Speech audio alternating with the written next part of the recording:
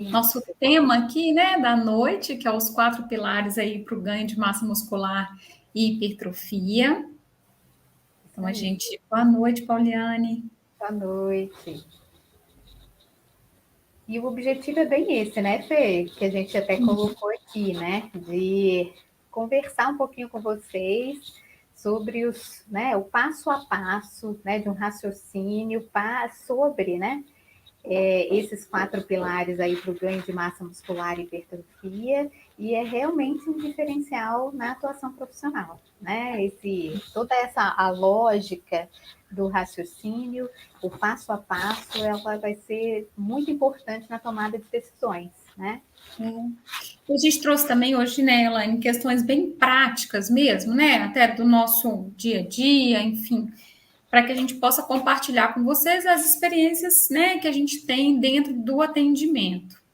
É isso aí. E então a gente vai falar desses pilares, né? E ao final a gente vai falar um pouquinho da conduta baseada, então, nesses pilares que a gente está chamando aqui para o ganho de Essa massa pergunta muscular. foi o que realmente a gente, né, que nos motivou, né, não só para esse evento, mas do que vocês têm observado, né, que a gente tem trabalhado no nosso Instagram e que nós montamos, né, o curso, justamente para a gente tentar entender, né, assim, por que a gente vai valorizar essa massa muscular. Também não é novidade, né, que a gente sempre discute a importância que essa massa muscular tem ao longo da nossa vida, né? Se a gente pensar no próprio processo de crescimento e desenvolvimento, quando a gente pensa, né, na criança, ela tem cerca de 25% aí, né, do músculo representando como o seu, né, maior órgão aí do nosso corpo, e também a gente já falou outras vezes desse músculo enquanto um órgão, né, que produz várias proteínas, que tem uma função endócrina importante, que a gente chama, né, de miocinas, né, além de estar envolvido também com diferentes moléculas que vão desempenhar funções imunes no nosso organismo, né. E aí, quando a gente passa para o adulto, a gente já tem um percentual de representação corporal em torno aí de 40%, e com o processo de envelhecimento, a gente sabe que a gente vai diminuir, né, essa massa muscular. E aqui a gente destaca alguns percentuais de perdas, né? Em torno aí de 8% de perda quando a gente pensa em torno dos 40 anos, né? E quando a gente está aí com em torno dos 70 anos, esse percentual, né, praticamente dobra, já vai para 15%. E isso pode repercutir até numa outra condição, que é a sarcopenia, né, Fê? Sim, a gente, né, numa outra live, e a Elaine colocou aqui muito bem, a partir dos 40 anos a gente começa a perder massa muscular. E isso acontece por quê? Porque a gente tem uma dificuldade maior de síntese, né? E a gente tem um aumento da proteólise. E por que que isso acontece?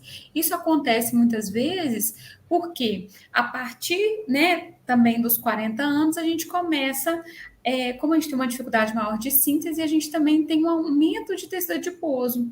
E com o passar, né, da idade, esse tecido adiposo ele tende a se acumular na região abdominal. E aí esse tecido adiposo ele vai produzir citocinas pró-inflamatórias que vão estimular a proteólise, vão causar resistência insulínica, mais um motivo para que a gente, né, faça também gliconeogênese a partir de aminoácido, então a gente estimula a proteólise também.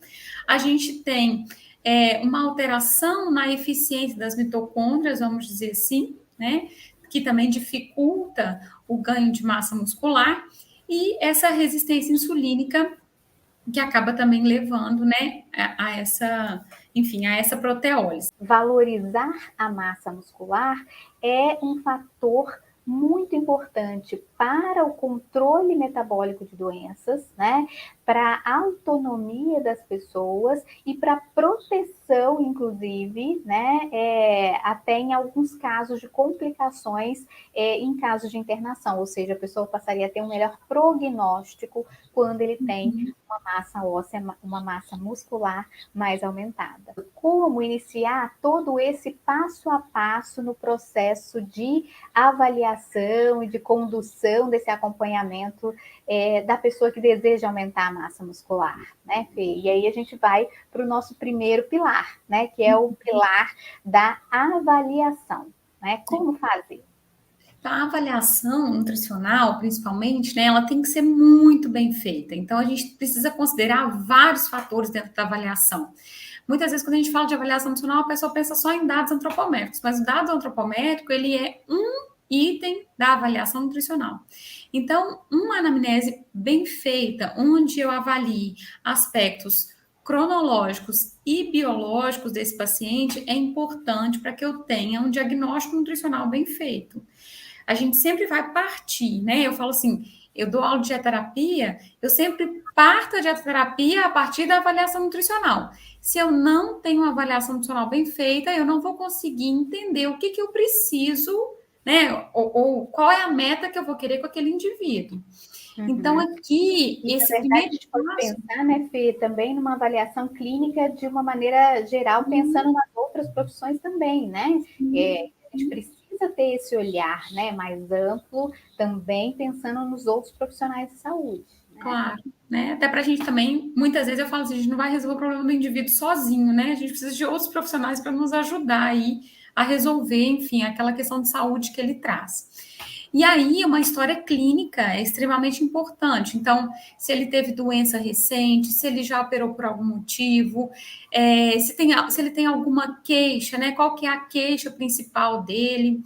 Qual que é a história familiar? Então, ele vem, né, ele traz alguma doença familiar, ele está apresentando o que, né, os pais apresentavam ou não. Então, enfim, a gente precisa entender bem essa questão. Ficou internado por algum motivo, operou recentemente, então, enfim. Essas questões clínicas, né, elas precisam ser bem investigadas. A gente faz o exame físico, através do exame físico, a gente consegue diagnosticar, às vezes, deficiências de vitaminas e minerais, a gente consegue diagnosticar desnutrição, a gente consegue diagnosticar alterações metabólicas, né, quando a gente tem a acantose, principalmente na região do pescoço. Então, a gente consegue, através do exame físico, avaliar bastante coisa. Os exames bioquímicos, eu falo sempre que eles vão complementar a nossa avaliação, ele não é essencial. Muitas vezes a gente pede o exame bioquímico para confirmar uma questão que clinicamente ele já apresenta. Mas a gente é bom, né, investigar, porque ele até vai ser um parâmetro também de monitoramento nosso, que depois a gente vai falar também desse monitoramento. Os testes genéticos, né? Hoje em dia o nutricionista ele pode solicitar, a gente chama atenção aqui também.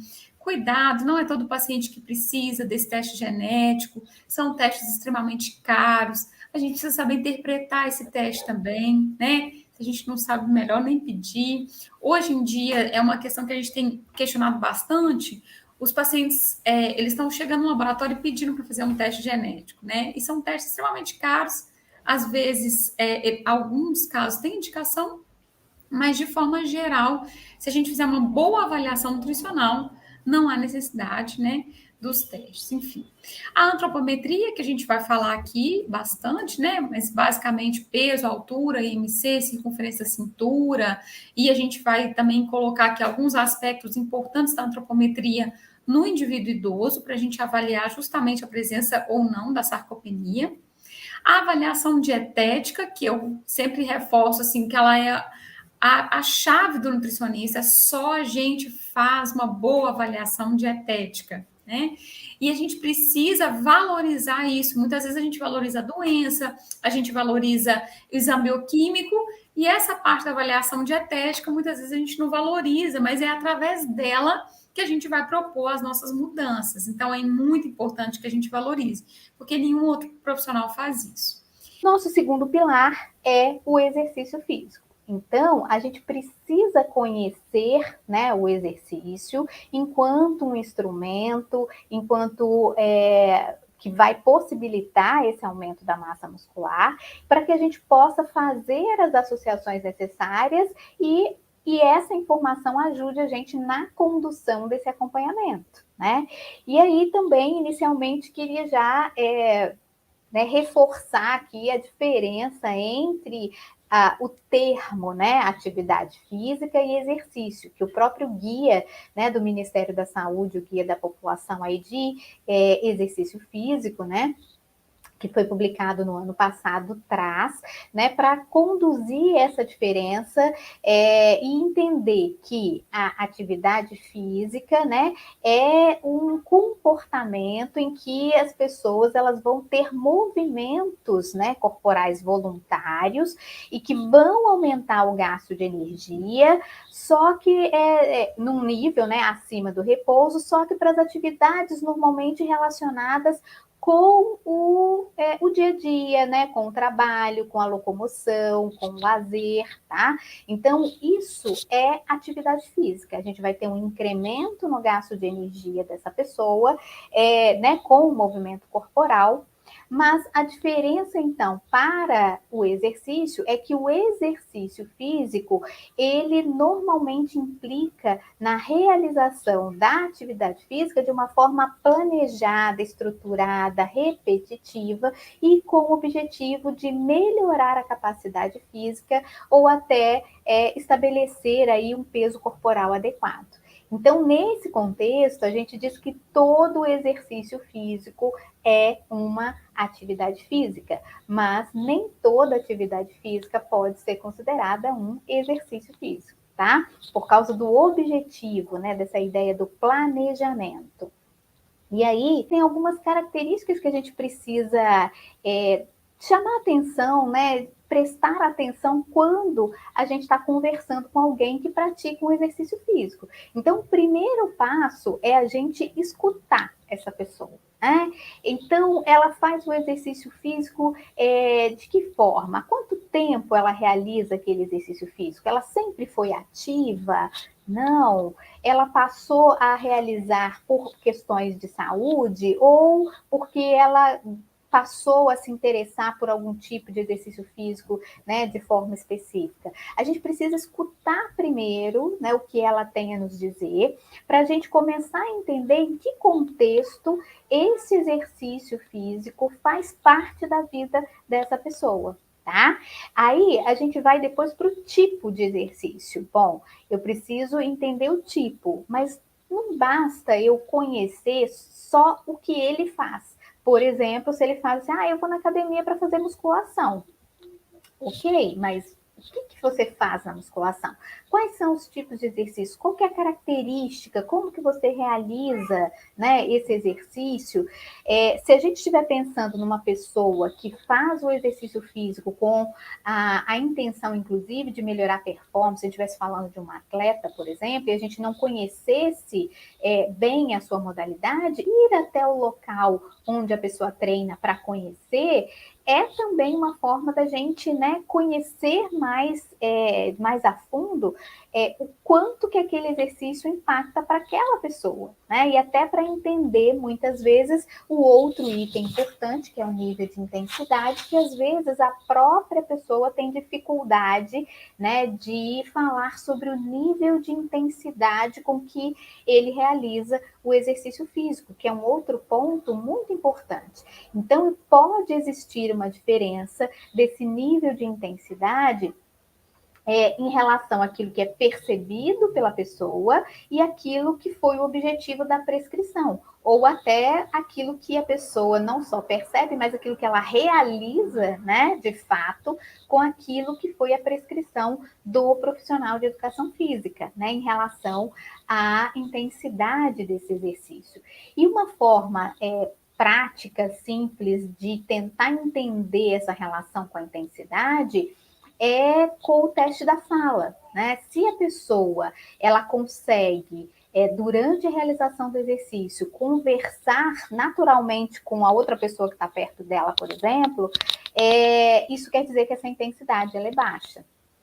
Se ela já consegue falar, mas com um pouco mais de dificuldade, a gente pode entender, então, que esse nível de atividade já está maior, pode estar ali no nível moderado. E se ela fala com muita dificuldade ou quase não consegue falar durante a realização daquele exercício físico, é porque esse nível de intensidade ele está elevado, né? Ou seria uma atividade mais intensa, tá? Então, a gente pode estabelecer esse tipo de relação para tentar entender numa conversa, né, para a gente coletar essa informação, mas um outro aspecto super importante é a duração, né, ou seja, o tempo com que ele faz aquele exercício físico. Não é o tempo que ele fica na academia, né, ou que ele fica lá no local onde ele faz o exercício físico, porque às vezes, né, o tempo de realização de fato do exercício pode ser menor em função de utilização do aparelho, em função de encontrar um amigo e ficar conversando, em função de várias outras questões que podem estar ali envolvidas, né? E não necessariamente o tempo em que ele está na academia, ele está fazendo só a musculação. Ele pode até ter esse objetivo principal de ir para a academia fazer musculação, mas é muito comum a gente ver utilizar esteira ou fazer uma outra aula de outras atividades mais com características mais aeróbias. Então, é importante que a gente conheça a rotina de exercícios com os tipos de exercícios e a duração que cada um desses exercícios vai ter, porque isso vai impactar num outro aspecto do exercício, que é o gasto energético que a gente vai falar. Tá? E a frequência também vai impactar nesse gasto, né? Ou seja, qual é a frequência com que ele realiza esse exercício, seja na semana, né? Seja dentro de um determinado período ou até no dia, né? Porque existem algumas pessoas que até vão mais de uma vez à academia ou vão mais de uma vez, por exemplo, treinar, né? Em diferentes locais. Às vezes vão para a academia num horário e vai correr num outro horário mais tarde. Então, a gente precisa entender esse contexto, né, de vida da pessoa e de como esse exercício está inserido nessa rotina do dia a dia. Vamos falar então do terceiro pilar aí, que é a alimentação, né? E que a gente precisa principalmente valorizar essa informação. Então, a gente normalmente utiliza métodos validados, e dentro desses métodos temos vários métodos, então depende para que eu quero utilizar esse, enfim, né? Qual que é o intuito que eu tenho com a avaliação dietética. Então, normalmente, dentro do consultório, a gente usa o recordatório de 24 horas. Em alguns casos, eu utilizo o registro alimentar de 3 dias, porque ele dá uma ideia para a gente, principalmente, às vezes, do final de semana, o que mudou na dieta, né? O que muda na alimentação. Às vezes, quando eu tenho um paciente, por exemplo, renal, eles mudam muito a alimentação entre um dia de diálise e outro. Então, quando eu pego 3 dias seriados, eu consigo avaliar essa mudança. Então, depende muito do que eu quero avaliar. Se a gente quer avaliar a qualidade alimentar, você usa um questionário de frequência, normalmente ele é mais utilizado, né, para a população no geral, em estudos, né, enfim. Então, mas normalmente na prática a gente usa recordatório de 24 horas, usa ou o registro alimentar de 3 dias. Dentro desse método que eu escolher, né, que ele é validado, é muito importante que eu avalie também, dentro do dado dietético, um ambiente que esse indivíduo consome. Então, assim, que esse indivíduo faz a refeição, né, que ele vai consumir a refeição dele. Então, dentro do ambiente, eu preciso avaliar com quem que ele faz essa refeição, se é na família, né, se é com colegas de trabalho, se é sozinho, se ele usa o celular, se ele come na frente da televisão. Então, essas questões são importantes, né? Se tem alguém que prepara a comida dele, se é ele mesmo que prepara, tudo isso é importante a gente avaliar. Qual é, né, a relação que ele tem com a alimentação? Então, ele tem culpa, ele fica satisfeito, ele tem prazer em se alimentar ou não tem, né? Muitas vezes eles trazem assim, meu problema é que eu gosto muito de comer. Eu falo, isso é solução, isso não é problema, né? A gente vai trabalhar essas emoções, né? O que ele sente a cada refeição? Então, mais uma vez, né? Sente culpa, comeu por ansiedade, comeu porque estava com fome. Quais são as emoções que ele sente a cada refeição? E isso a gente consegue também analisar, né? Ele vai relatando isso para a gente, ou a gente consegue fazer também o diário alimentar, onde ele pode também registrar essas emoções. A gente faz uma análise da composição dietética a partir desse método que a gente utilizou para avaliar, né? Seja questionário de frequência, seja recordatório alimentar de 24 horas, ou seja, um registro alimentar de 3 dias. E normalmente a gente tem aqui, né? Quais são as queixas que ele apresenta? Às vezes eu tenho um paciente que apresenta cansaço, que apresenta desânimo, que tem normalmente, né, dificuldade no sono. Então, às vezes, isso pode estar esse cansaço excessivo, cansaço ao fazer atividade física, esse desânimo pode ser algum tipo de anemia que a gente precisa investigar também, né? Então, a gente pode ter algumas queixas que ele apresenta que a gente consegue relacionar na avaliação dietética que a gente vai fazer desse indivíduo. Então, se a gente fez né, uma boa avaliação, se a gente avaliou o exercício, se a gente cuidou dos aspectos alimentares, o nosso quarto e último pilar dessas estratégias são as estratégias complementares para a gente avaliar. Eu vou precisar usar? E quando que eu vou precisar utilizar? Né? E uma dessas estratégias complementares, inclusive do ponto de vista dietético, são os suplementos nutricionais, né? Que a gente pode utilizar nesse contexto, sempre fazendo essa análise de ideia de complementar, né? Porque o suplemento é aquilo que completa, é aquilo que vem para adicionar dentro da prescrição alimentar, né? Dentro da prescrição dietética. Tá? Então, a gente tem que avaliar qual função eu preciso complementar, se eu vou realmente precisar, e a viabilidade disso, inclusive de custo, né? Como o Vinícius já colocou anteriormente, né? Naquele contexto, se há essa necessidade. Então, qual, como e quando tem que ser essas nossas, né, esse nosso norteamento dentro desse contexto. E aí nós vamos destacar alguns suplementos só no sentido de demonstrar esses suplementos, né, que são mais utilizados nesse contexto da suplementação, pensando nos aspectos ligados aos exercícios de força, né, para o ganho de massa muscular. E aí o nosso exemplo traz, né, a figura com o CrossFit, pode passar, Fê, por favor? Que é, né, um dos casos aí que a gente utiliza, mas é só para a gente contextualizar e que a gente pode estender, né, essa relação para os exercícios de força de maneira geral. E aí, além, obviamente, da gente pensar, né, na distribuição dos macronutrientes, como a gente já colocou, ele aqui até reforça a recomendação geral de carboidrato e de proteína, né, pensando na proteína aí por quilo por dia. A gente já falou que é importante a gente entender os momentos de utilização também desses macronutrientes, tá? Mas aqui a gente está destacando enquanto né, suplementos, a cafeína, que tem sido, né, avaliada aí nesse contexto como uma possibilidade de estar envolvido com o aumento de força e melhoria de performance, né, de maneira geral, tá? E aí a recomendação estaria entre 3 a 6 miligramas por quilo em torno de 1 hora pré-exercício, tá?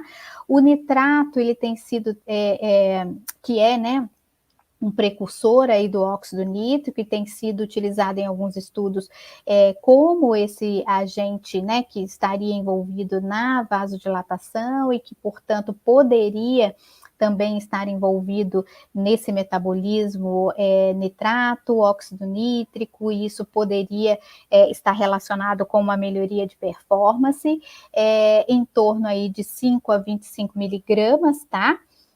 Cerca de 2 a 3,5 horas, né, 3 horas e meia aí pré-realização do exercício físico.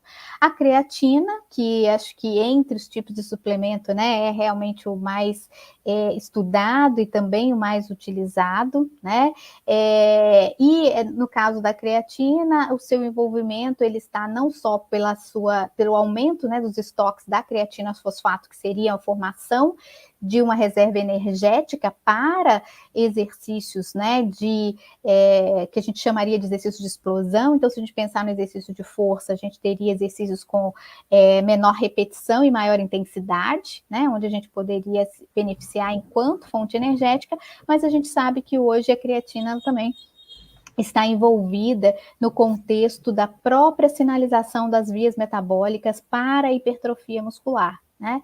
E aí a gente poderia pensar na recomendação enquanto uma dose de sobrecarga ou uma dose de uso contínuo, né? De sobrecarga seria em torno de 20 gramas por 5 dias e de 3 a 5 gramas aí de creatina de uso contínuo, tá? E por fim, do ponto de vista da suplementação, seria, né, o bicarbonato de sódio e a beta-alanina, que são 2 suplementos que são apontados aí como tamponantes, né?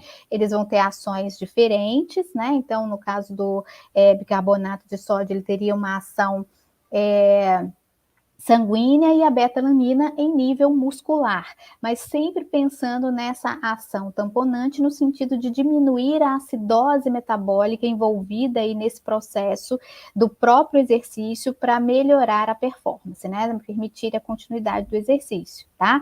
E aí, nesse contexto, seria o bicarbonato de sódio de 0,2 a 0,3 gramas por quilo, cerca aí de até 180 minutos antes, né, do exercício, e a beta-alanina de 3,2 a 6,4 gramas, também pensando do ponto de vista, né, de tempo até para ter esse efeito de pelo menos aí 4 semanas, tá?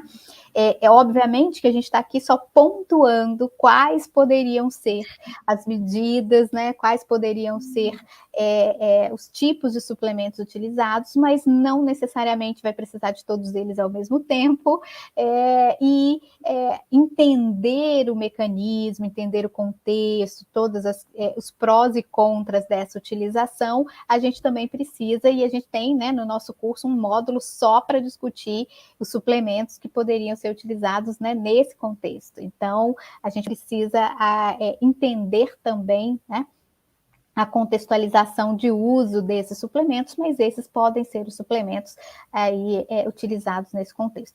A gente chama aqui a atenção para esses 4 pilares, né? Sendo que o nosso ponto de partida é a avaliação, uma avaliação bem feita, né? Uma avaliação nutricional bem feita, com um diagnóstico nutricional estabelecido, considerando todos os aspectos da avaliação nutricional que a gente falou, a história clínica, a antropometria, o exame bioquímico, o exame físico, enfim, né? Então a gente traça o diagnóstico nutricional desse indivíduo, a gente avalia o exercício físico, como a Elaine colocou, com todos os seus aspectos, duração, intensidade, frequência, né? A gente precisa avaliar a alimentação desse indivíduo, como o Vinícius colocou aqui, né? Do ponto de vista econômico, social, cultural, da qualidade nutricional que essa alimentação tem, se a gente está utilizando os alimentos corretamente, né? Principalmente aqui no pré e pós-treino, se para a gente otimizar esses resultados, se a gente vai lançar a mão de estratégias complementares, quais estratégias vamos lançar, o que a gente vai usar, o que esse paciente precisa, né, efetivamente para melhorar aí esse ganho de massa muscular. Então, a gente precisa pensar nesses 4 pilares aqui e são a partir deles que a gente vai estabelecer a nossa conduta, né? E para isso, eu falo que a área da nutrição é extremamente nova, né? A gente precisa sempre enfim, né, de atualizar os nossos conhecimentos, as recomendações elas vão mudando, a gente tem cada vez mais, né, saem novos estudos, e dentro do curso que a gente fez foi exatamente isso, compilar toda a revisão, né, assim, a gente fez uma vasta revisão de literatura dentro de todos os módulos para que a gente traga para vocês aqui questões novíssimas aí em relação a esse assunto.